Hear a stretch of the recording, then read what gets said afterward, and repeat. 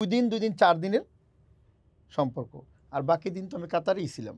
এই ২ দিনই আমার জীবনটা এরকম করে দিয়েছে, যার সাথে ৪ বছর ছিল সে আর তারে না জানি কি করছে। আর আমিও ওকেও ভালোই পছন্দ করতাম। somehow মানুষের ভুল হয়ে যায়। এজন্য আমি জাতির কাছে ক্ষমা চাইতেছি না। একজন ভুল মানুষের পাশে আমি দাঁড়াইছি। সেজন্য আমি জাতির কাছে বারবার ক্ষমা চাইছি। এই মানুষটা ভুল ছিল। কেউ পেটের দায়ে কাজ করে, কেউ শখের বিষয়ে কাজ করে। তো ওই জায়গা থেকে আপনি কাজ পাওয়ার জন্য একজনকে কনভিন্স করতেই পারেন, এটাই স্বাভাবিক। ভাইরাল হওয়ার আসলে কিছু নেই। আমাকে মানুষ চিনে। কম বেশি মানুষ চিনে। অন্তত মিডিয়ার মানুষ 100 এ 100 লোকই চিনে। বর্ষা চৌধুরী, ওই যে বললাম যে আমার যেদিনকার বার্থডে ছিল 18ই ডিসেম্বর 2024, ওই দিনকার আমার মেসেঞ্জারে নক দেয়, যেটা সচরাচর বলা হয় যে হ্যাপি বার্থডে উইশ, যেটা আমরা যে উইশ করি আর কি।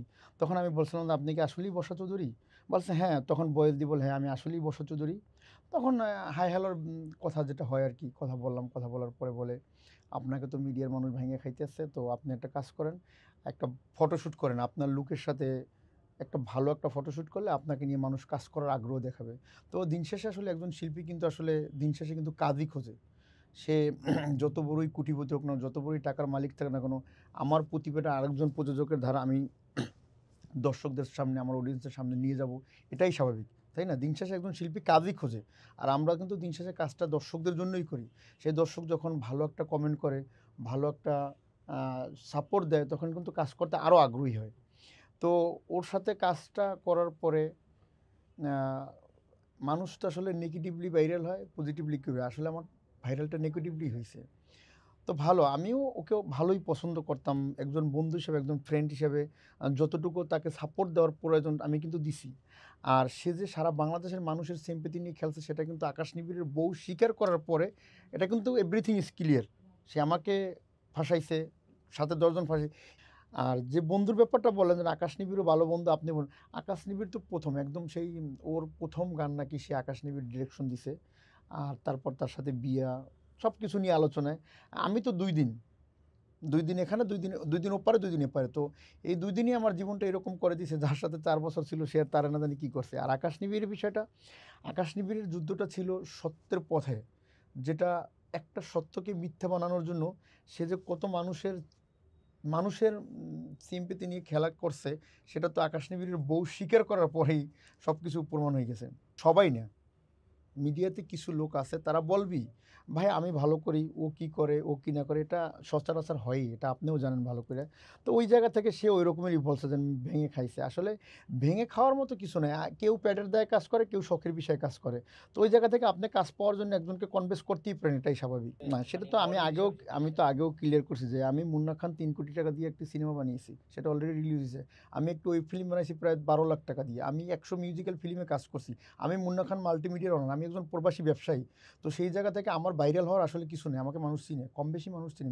অন্তত মিডিয়ার মানুষ 100 এ 100 লোকই চিনে। আর দর্শকের কাছে পৌঁছতে হয় কাজ দিয়ে। দর্শকের কাছে কোনো নেগেটিভলি ভাইরাল হওয়ার কোনো প্রয়োজন মনে করি না আমি।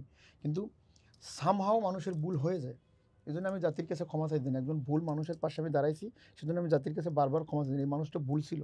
আর সে যে ভুল ছিল, সেটা তো সে নিজেই ভিডিও ছেড়ে বলছে যে আকাশ নিবিড় আমার স্বামী। বললাম না যে আমার প্রাইভেট ভিডিও সে ছাড়ছে, ফটো ছাড়ছে, প্রাইভেট ভিডিও ছাড়ছে। ওগুলো দেখার পরে আমার তো দিন শেষে ফ্যামিলি আছে, বউ আছে, বাচ্চা আছে। তো এগুলো ছাড়ার পরেই আমার, মানে আমি তার বিরুদ্ধে কখনোই কোনোদিন পোস্ট করতাম না। আমি তার বিরুদ্ধে কখনোই লিখতাম না। আমি হয়তো একজন বন্ধুকে ব্লক করে দেওয়া মানে এই না যে তার সাথে সম্পর্ক সারা জীবনের জন্য নষ্ট হয়ে গেছে। আর ব্লক মানে কি? এটা তো সোশ্যাল মিডিয়া ব্লকটা এখন জন্ম হইছে কিছুদিন বা কিছু বছরের মধ্যে। এর আগে তো এসব ছিল না। এসব তো ছিল না। সো সে যদি আমার জন্য ওয়েট করতো যে আমি আর কয়দিন দেখি, ওয়েট করি। কিন্তু সে আমার জন্য ৫ দিন ১০ দিন ওয়েট করে না। সে বলে আমি হসপিটালে, সে ডাইরেক্টলি আমার একটা ভিডিও অনলাইন করে দিছে। অনলাইন করে দেওয়ার পরে সেটা যখন সোশ্যাল মিডিয়ায় ভাইরাল হয়ে গেছে, সুপার ভাইরাল হওয়ার পরে আমি দেখার পরে আমি লাইভটা করার পরে আমি সত্যটাই তুলে ধরছি।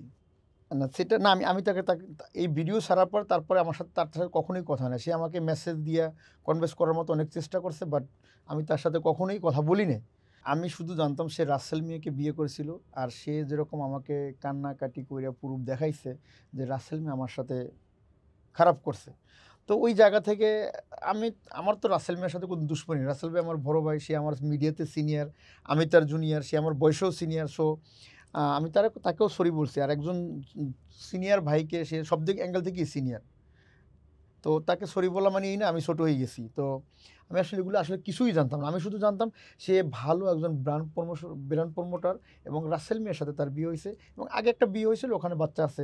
এটুকুই জানতাম। এর বাইরে আমি আসলে যখন আমি বুঝতে পারছি যে এই মানুষটা আসলে নট কারেক্ট, এই মানুষটা আসলে ঠিক না, তখনই আমি তাকে অ্যাভয়েড করে গেছি। কারণ আমি জানি না আমার সাথে ২ দিনের সম্পর্ক, ২ দিনের বন্ধুত্ব, কাজের সম্পর্ক, কাজের বাইরে কোনো সো এই জায়গা থেকে আমার আসলে এর পাশে আমার থাকাটা ঠিক না।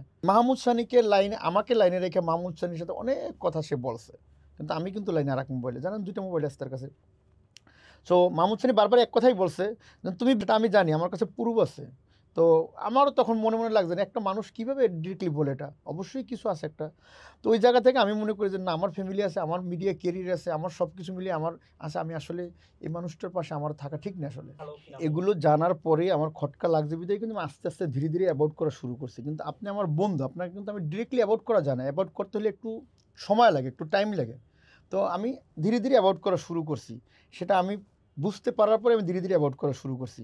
কিন্তু আমার সাথে তো ২ দিন শ্যুট করছে লেমন রিসোর্টে। আর ১ দিন যেয়ে আপনার এইটা নেপালে ছিল ১ দিনকার ইমিগ্রেশন চেক করার জন্য। তো এই ২ দিন ৪ দিনের সম্পর্ক। আর বাকি দিন তো আমি কাতারেই ছিলাম। আর এখানে একদিন আমরা ঘুরতে গেছিলাম মাওয়াতে, সেটা নিয়ে তো অনেক কিছু হইলো দেখছেন। তো বিষয়টা হলো যে আমি আসলে তার বিষয়ে জানতামই না কিছু আসলে। এত কিছু আমার ঘাটাঘাটি করার টাইমও নেই। কারণ I am so busy for my business. এগুলোর টাইম আমার নাই, টাইম নেই তো এগুলো দেখার।